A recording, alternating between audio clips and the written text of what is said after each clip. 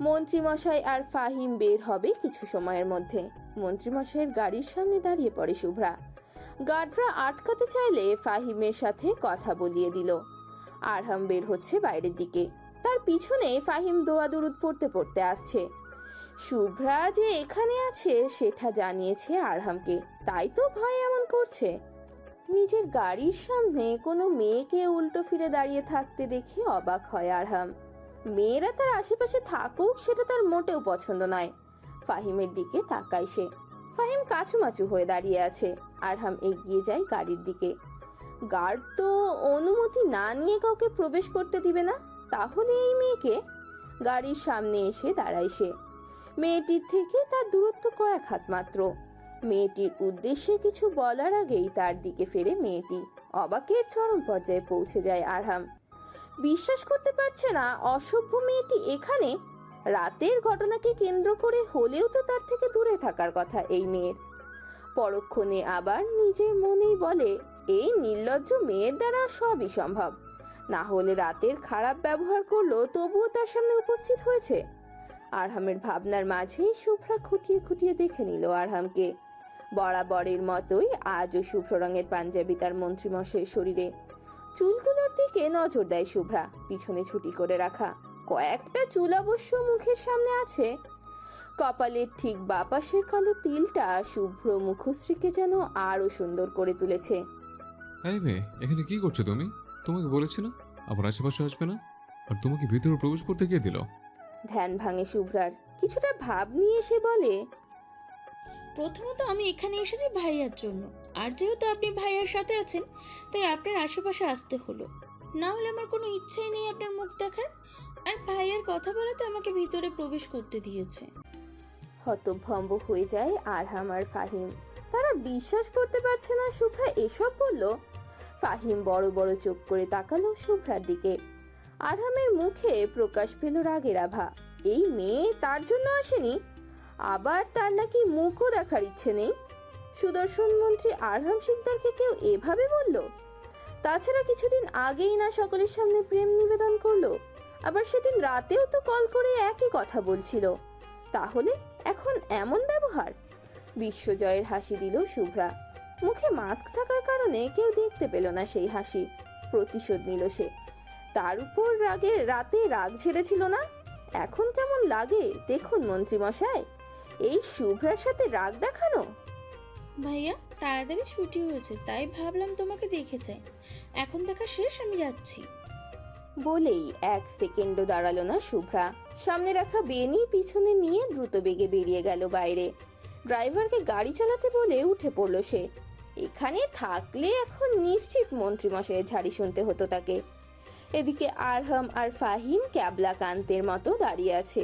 এত দ্রুত সব ঘটে গেল। আরহাম তোর আগে ফুঁসছে।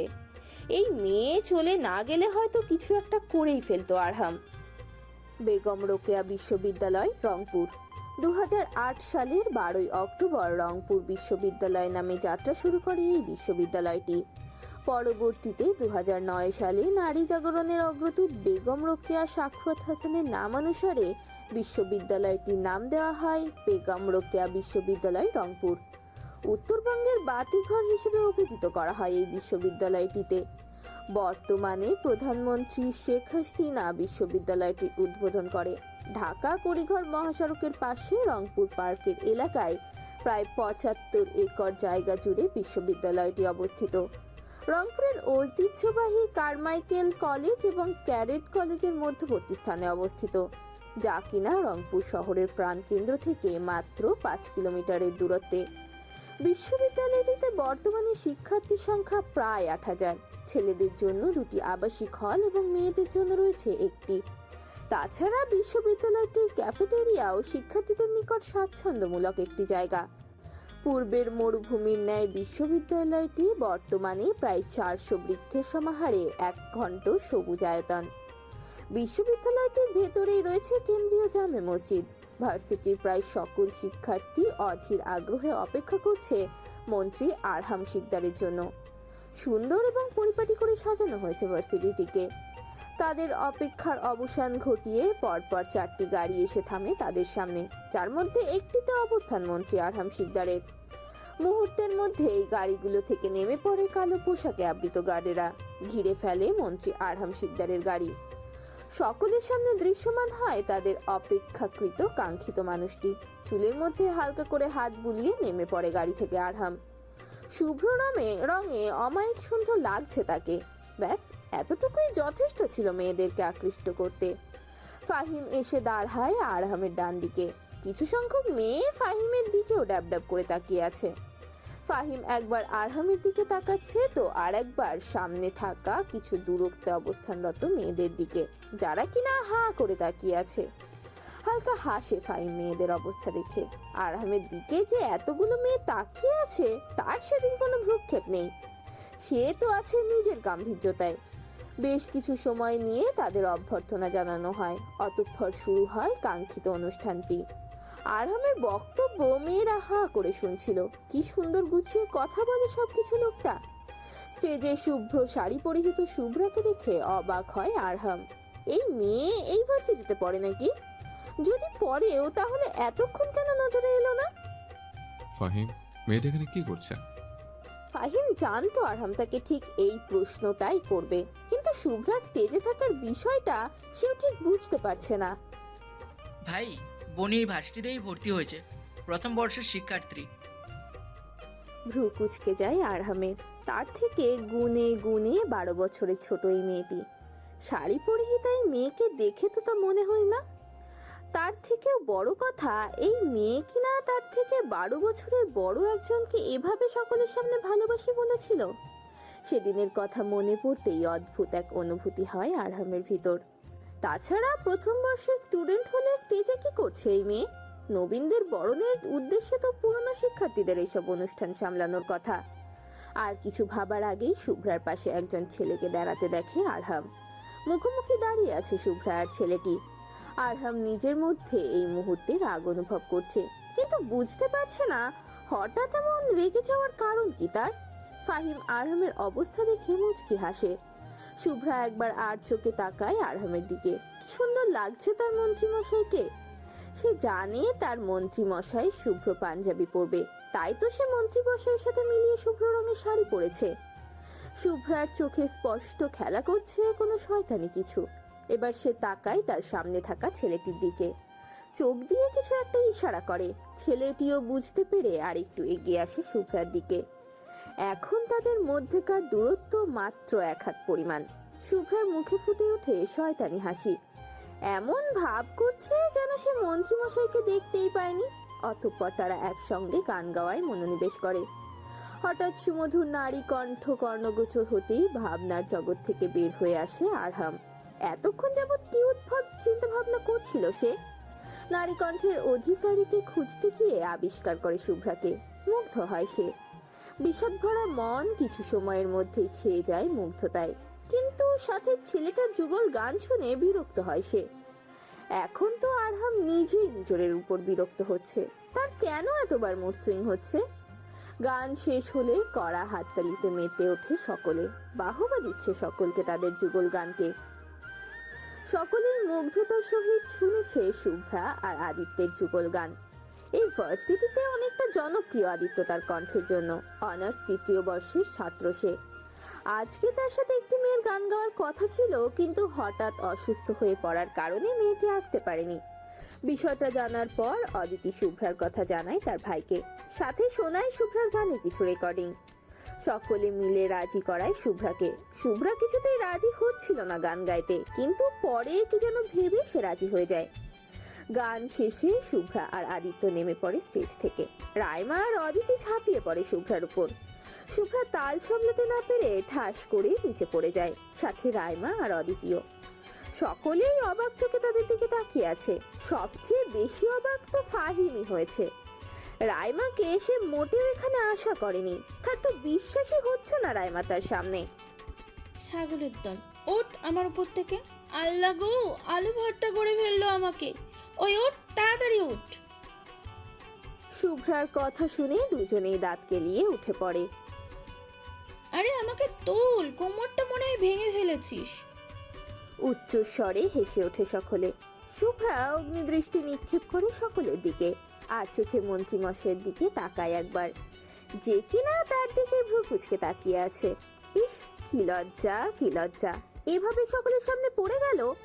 তার মন্ত্রীমশাই এখন তাকে নিয়ে কি ভাববে? অদিতি টেনে তোলে তাকে। রাইমার নজর পড়ে ফাহিমের দিকে। নিজের দিকে ফাহিমকে এভাবে তাকিয়ে থাকতে দেখে জিভ দিয়ে ভেঙচি কাটে সে। মুখ বাঁকিয়ে চলে যায় অন্যদিকে। ফাহিম থতমত খেয়ে যায়, কিন্তু পরক্ষণে কিছু একটা ভাবতেই মন খুশিতে ভরে ওঠে তার। ভাই, রাইমা ম্যাম এখানে কি করছে? ও আচ্ছা। কিন্তু অশুভ মেয়েটার সাথে কি করছো? ফাহিম অদ্ভুতভাবে তাকায় আরহামের দিকে। তার সামনেই কিনা তার বোনকে অসভ্য বলছে। মন্ত্রী হয়েছে জন্য কি যা ইচ্ছে তাই বলবে?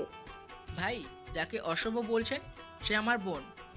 তো আরহামের ভাবলেশীন কথায় বিরক্ত হয় ফাহিম। ইচ্ছে তো করছে এখনই মুখের ওপর কয়েকটা কথা শুনিয়ে দিতে, কিন্তু সে সাধ্য কি তার আছে? তবুও মনে মনে কয়েকটা কথা শুনিয়ে দেয়। আসছে আমার বোনকে অশুভ বলতে।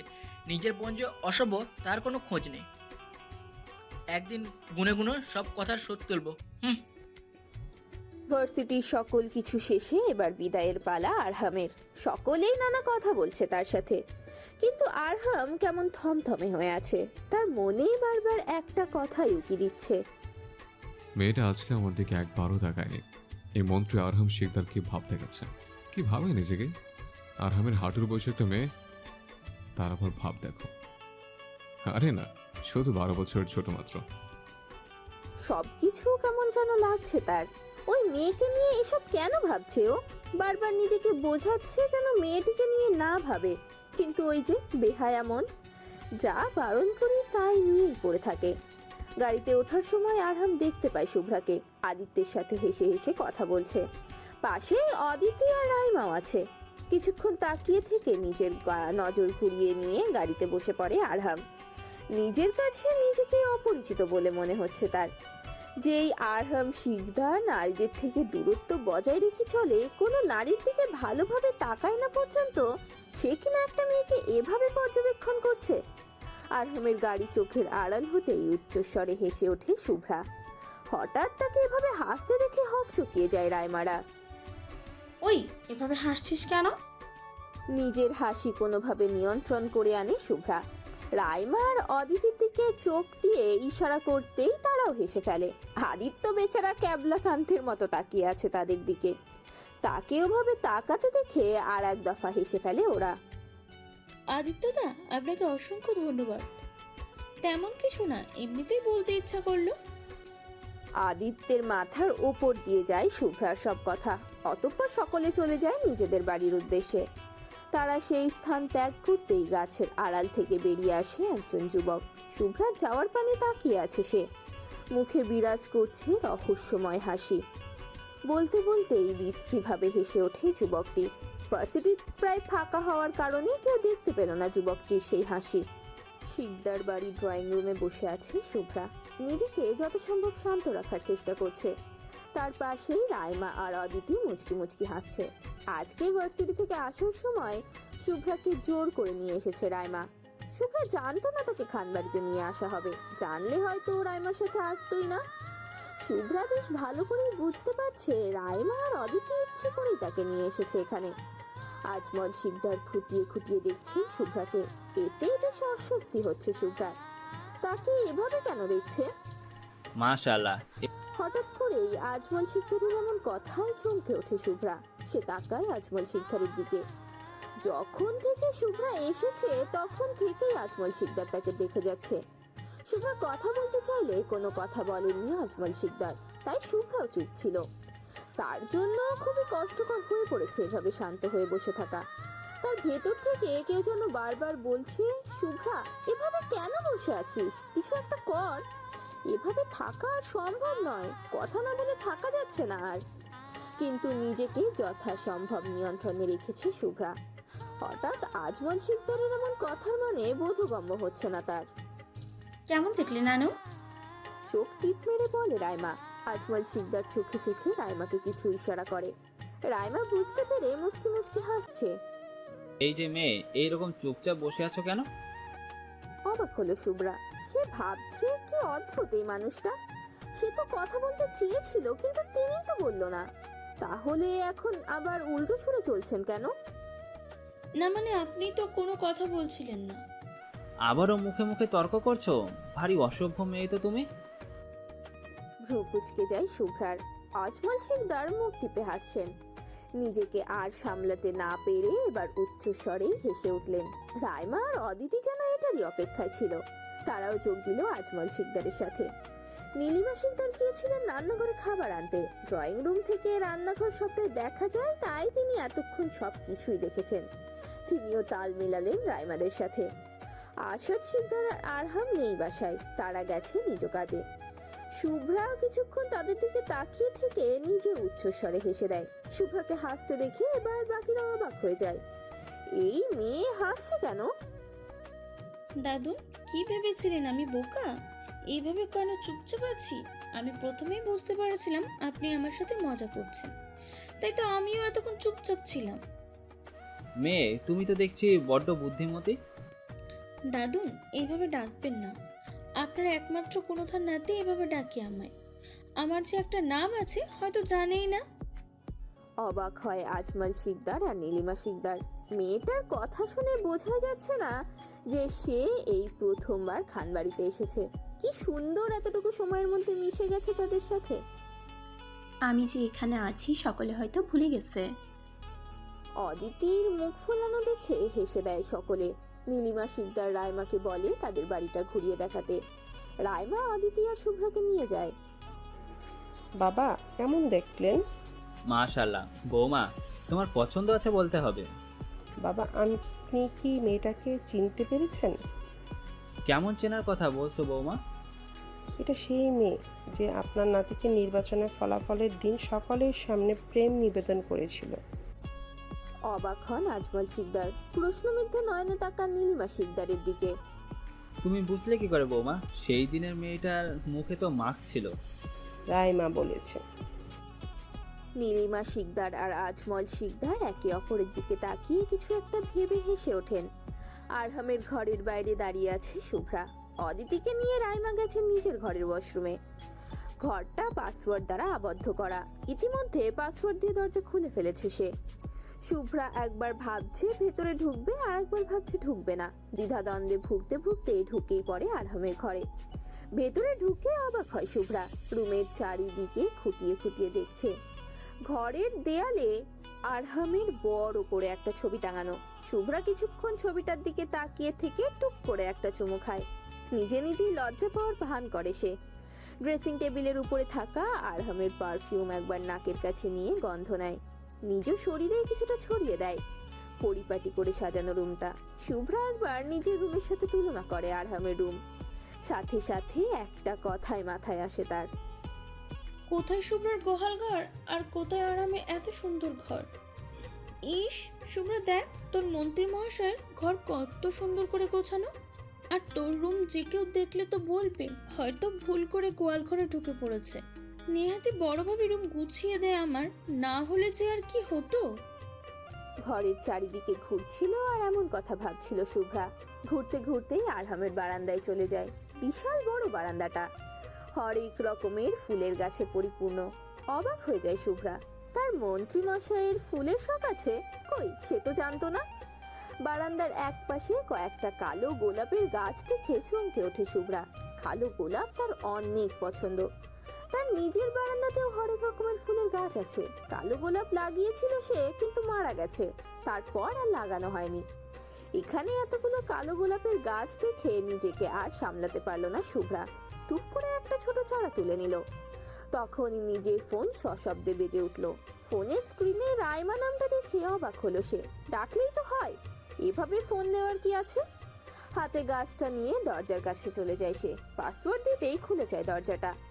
শুভ্রাকে ভাইয়ের ঘর থেকে বের হতে দেখে রীতিমতো ভূত দেখার মতো চমকে ওঠে রাইমা। এই অদিতি, আমাকে একবার চিমটি কাটতো। অদিতি চিমটি কাটে রাইমার হাতে। ব্যথায় কুকড়ে ওঠে রাইমা।